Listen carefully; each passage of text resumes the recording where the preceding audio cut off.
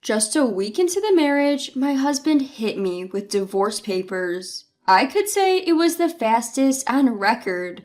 How should I put an end to this marriage life? In front of the divorce papers, the conclusion I came up with was, my name is Jessica, 28 years old.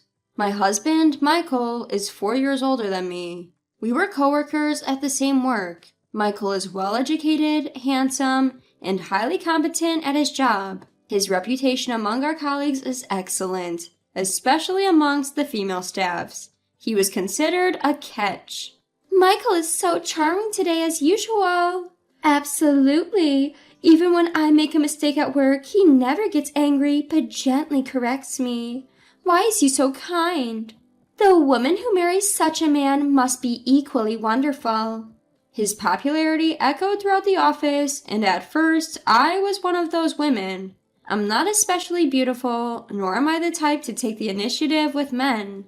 On the contrary, I'm a shy person who follows my boss's instructions without any objections. So when he, who is far and away the most popular guy, asked me out, I was taken aback. Why me, when so many other women in the office were after him?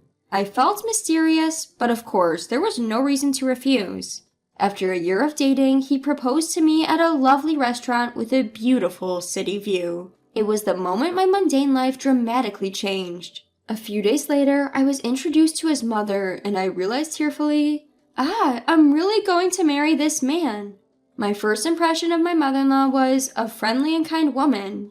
She smiled warmly at me being nervous and started a conversation. Nice to meet you. You must be Jessica.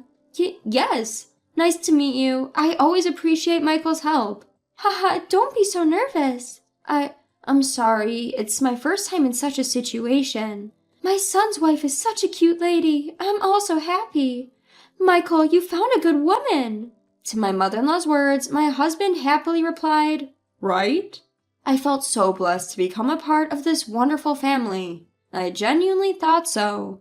As the wedding discussions progressed and the date of getting married was set, my husband confessed something to me. Jessica, I've been meaning to tell you that my mom is actually frail. What? Really? She seemed fine when we met before. I guess she was just trying to show her best in front of you. Normally, she barely leaves the house. I see. Did we push her too hard? No, she's fine.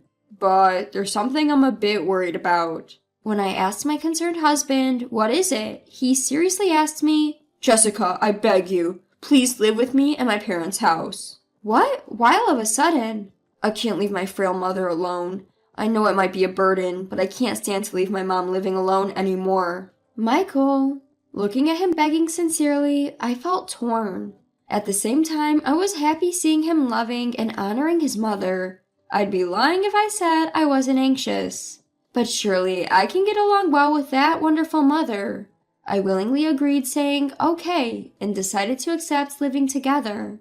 Subsequently, after a discussion with my husband, I chose to resign from my job because of our marriage. At home, I'll take care of all household chores and look after my mother-in-law.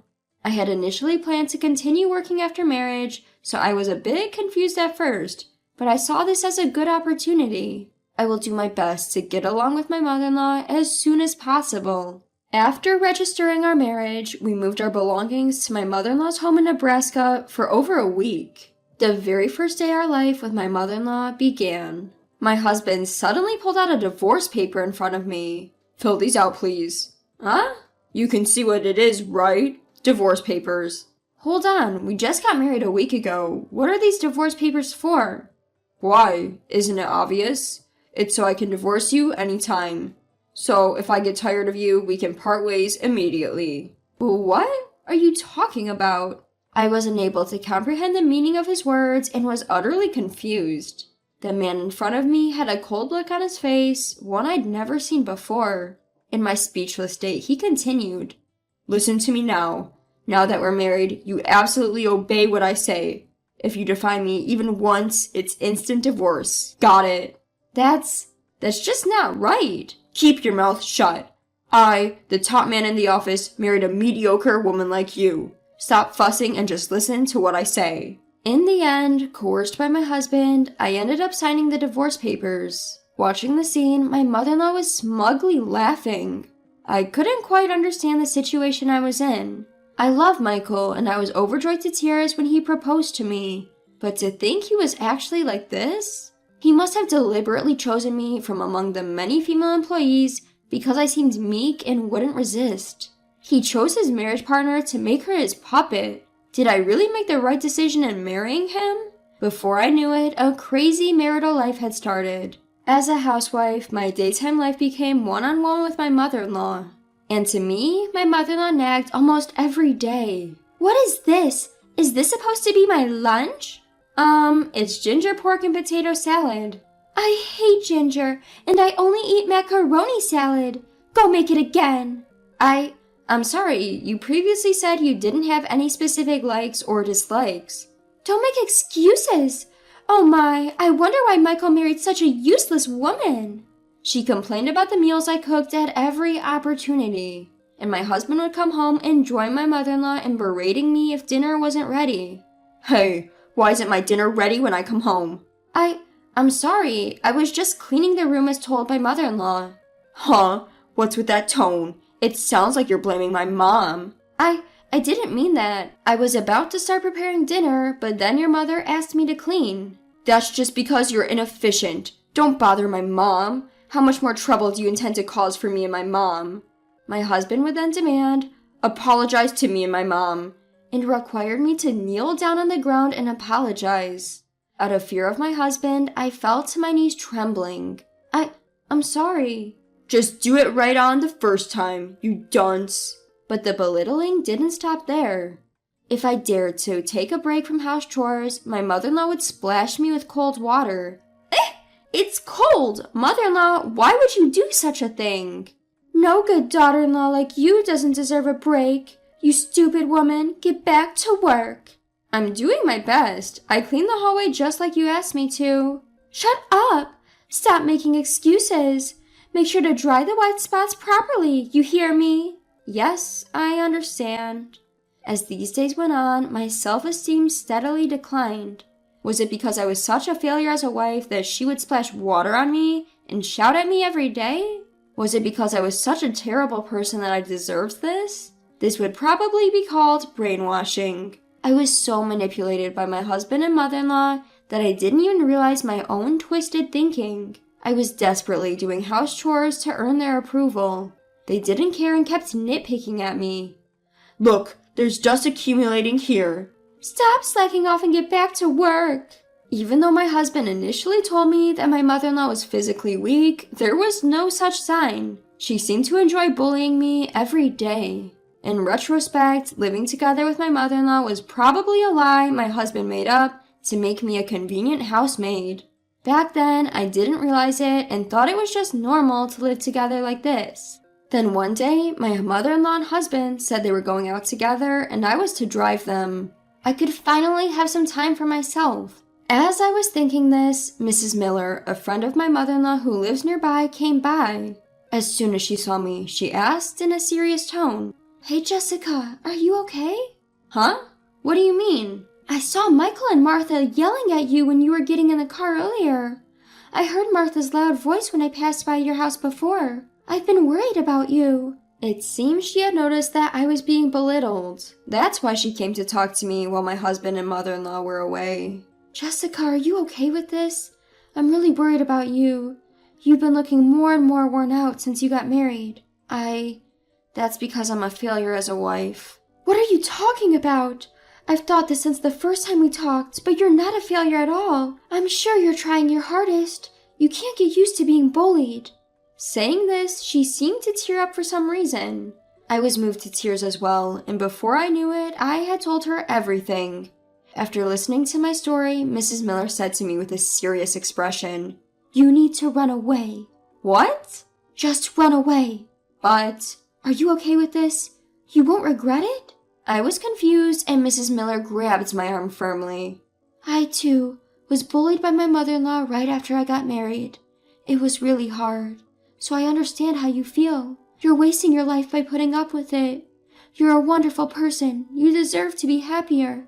Mrs. Miller. That's when I decided to divorce my husband.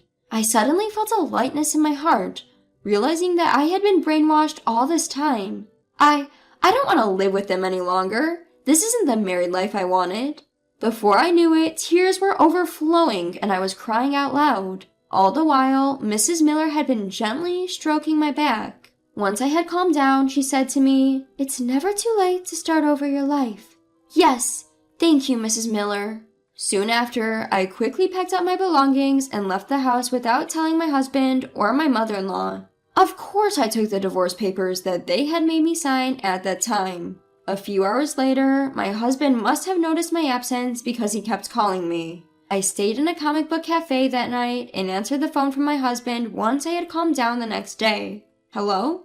When I answered the phone, "Hey, don't mess with me!" I heard him yell immediately. "I'm not messing around. What do you want?" "Don't play dumb. Why aren't you answering the phone? And why aren't you home?" "Well, because I left, you know?" "Huh? You left?" He must think I don't have the courage to do such a thing. My husband continued, laughing it off. "What are you saying? Are you trying to get me to worry about you by running away from home? Stop doing stupid things like that." "I'm not trying to get you to worry about me. I left on my own decision. Is there a problem?" "You're gonna talk back like that. Just come home and do the housework. That's all you're good for, you stupid wife." Useless, stupid wife. How many times have I been subjected to such verbal abuse? I used to be heartbroken by such words, but I'm no longer afraid of them. My husband yelled at me as I stayed silent. "Get back here right now!" I retorted without missing a beat. "I'm not coming back. We're divorced, remember? So why should I have to come back?" "Huh? Divorced?" My husband was momentarily lost for words. He must have had the call on speaker because I heard my mother-in-law's voice say, "What?" from the other end. "Did you not hear me? We're not a couple anymore, so I have no reason to go back there." What are you talking about? I never agreed to a divorce." "But you did agree, didn't you? You made me sign the divorce papers." Did you actually use those divorce papers?" "Yes, I did. When I left, I submitted the papers to the city hall." I could hear my husband running to check the room over the phone. It's gone. Mom, the divorce papers are really gone." "What? So she really filed for divorce?" "Damn it, why did this happen?" "What are you doing, you idiot son? It's pointless now." I'm sorry, Mom." After listening to their absurd conversation, I replied sarcastically, "I'm grateful that you had them ready for me to file at any time. Thanks a lot." Hold up. I didn't really want to divorce you." "Excuse me? What are you talking about now?" "I'm sorry for how I've behaved so far. Without you, Jessica, we're in trouble. Neither I nor my mom can handle the housework." As soon as he realized the divorce was final, my ex-husband changed his attitude and started apologizing profusely. I felt nauseous dealing with this man's endless selfishness. "Please, I'm begging you, come back." "Don't be ridiculous. There's no way I'm going back to you." "Why not? We loved each other, didn't we?" "Loved each other? You've got to be kidding. You and your mom brainwashed me. I'm the one saying no to you. Get it? Don't contact me again, you mama's boy." I abruptly ended the call and blocked my ex-husband and mother-in-law's numbers. That's how I cut off all ties with them. Later, I received a call from Mrs. Miller and heard about my ex-husband and mother-in-law's recent situation. Apparently, my mother-in-law's harassment has become the talk of the town, and her reputation plummeted since I left. She, who already had few friends, was now utterly alone. Everybody in town points fingers at her, even when just taking a walk outside, to the point where she hardly leaves her house anymore. Meanwhile, my ex-husband seems to be showing up at work every day in wrinkled shirts. Initially, others were concerned about him, but once I explained the situation to my ex-colleagues, his image dropped dramatically. He's now being looked down upon by those around him and has started to frequently miss work. I'm sure it's only a matter of time before he quits. This is the end of a man who used to be so popular with the female staff. I can't stop laughing. In the meantime, I found a job at a company through Mrs. Miller's connections. There's a lot to learn, but I'm enjoying my work at my new company. I can't thank her enough. "Jessica, I found a really good cake shop. Do you want to go sometime?" "Really? I'd love to." I continue to keep in touch with Mrs. Miller. I will definitely repay her for helping me out of my darkest times. With that in mind, I'm feeling grateful every day.